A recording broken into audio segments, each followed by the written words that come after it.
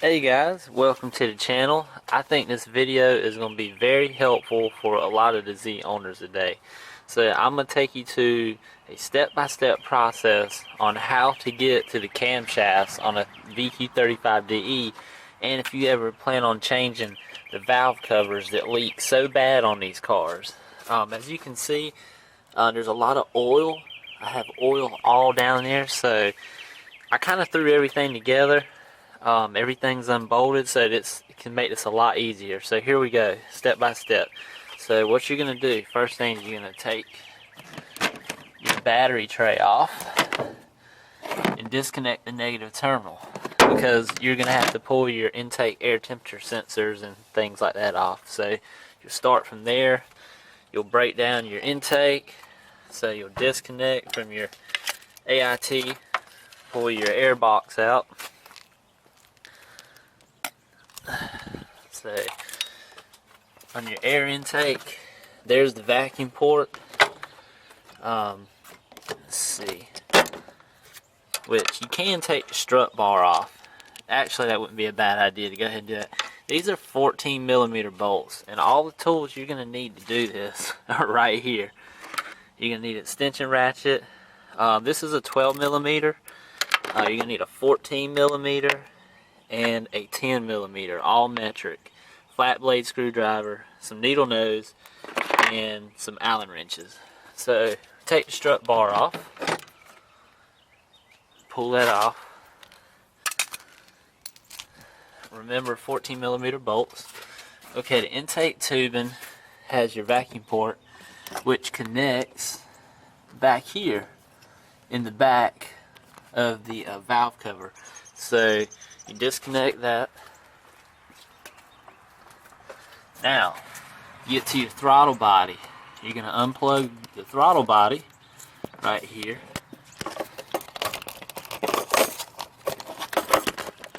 Guys. Okay, so disconnect the throttle body. You're going to unbolt the 4 bolts in the throttle body. Mine had Allen head keys, so I had to use the Allen wrench. And be sure not to tear the throttle body gasket up. Be careful with your gaskets. And set your throttle body down on somewhere where it's not going to get messed up. Okay, so then next you're going to disconnect the hose that goes in the bottom of the throttle body right here. And then there's another line right here. So you take your needle nose pliers, disconnect, and you might have a little bit of coolant or whatever that is that drips, but it's not going to be much. So now that you've done that, then you'll start unbolting your plenum. These were all 10mm. This whole entire plenum is going to be 10mm. So you go all the way around the plenum, 10mm, with this socket all the way around. And then up here, same thing, they're 10mm. Come through there, take those out. You've got the plenum loose. You're going to pull this line, comes off the back of the throttle body, so you're going to disconnect that.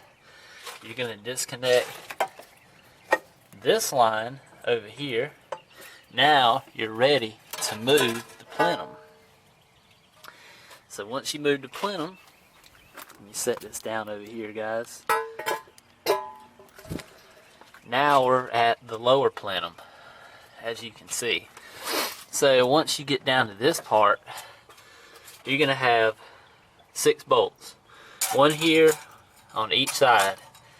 And these, if I'm not mistaken, are going to be your 10mm. So you're going to unratchet the 6 bolts. And then there's going to be a bolt right here that holds the lower plenum down. And then there's going to be one in the back, which is right there. Unbolt it. You might tear this gasket. I accidentally tore mine. I tried to be as careful as I could. I had to order another one. So now you can pull the lower plenum up. So now this is where the fun part gets. So now we have to get this valve cover up. So you've got stuff, you got oil leaks all through here, and you're tired of your car leaking. So what you have to do, you have to disconnect your switches that go to the spark plugs.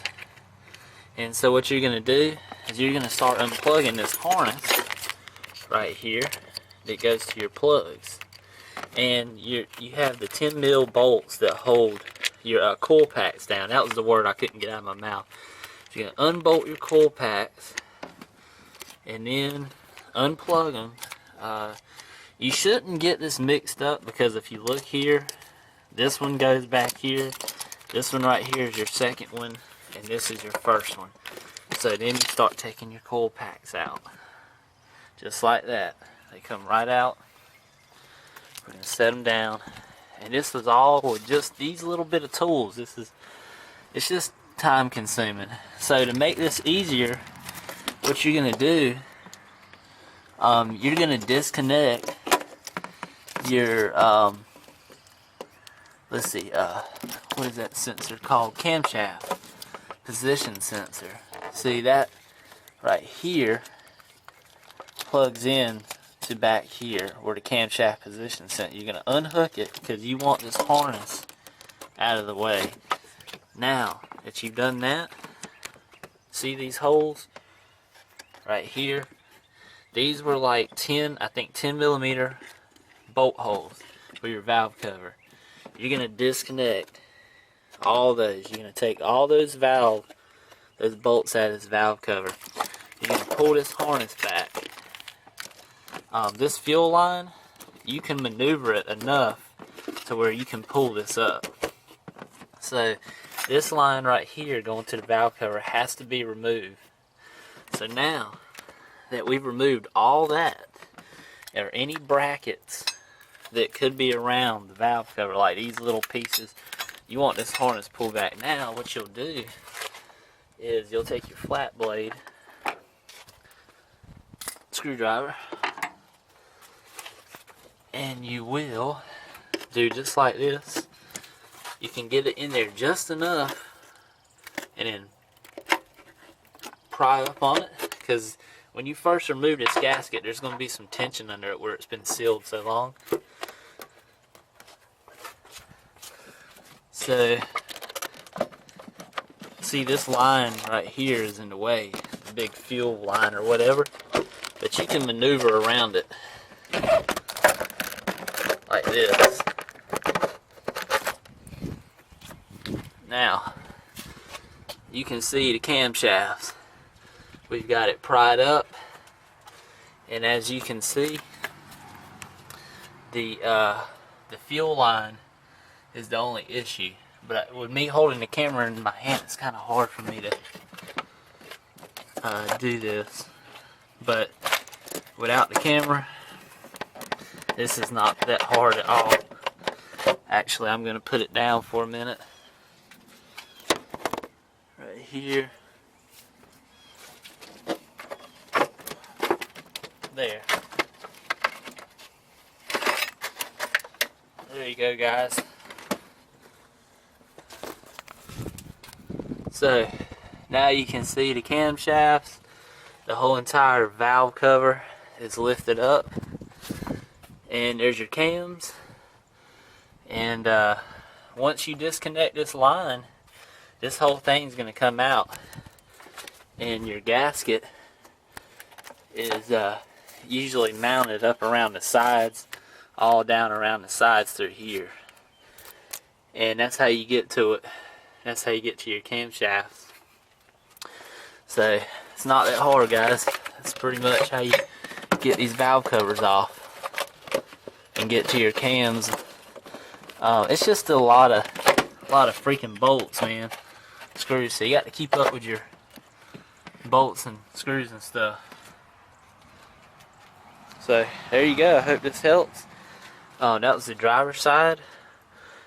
The passenger side looks like it's going to be pretty much the same way. You're going to have to move a lot of stuff out of the way. Like you got fuel lines on the more on the passenger side.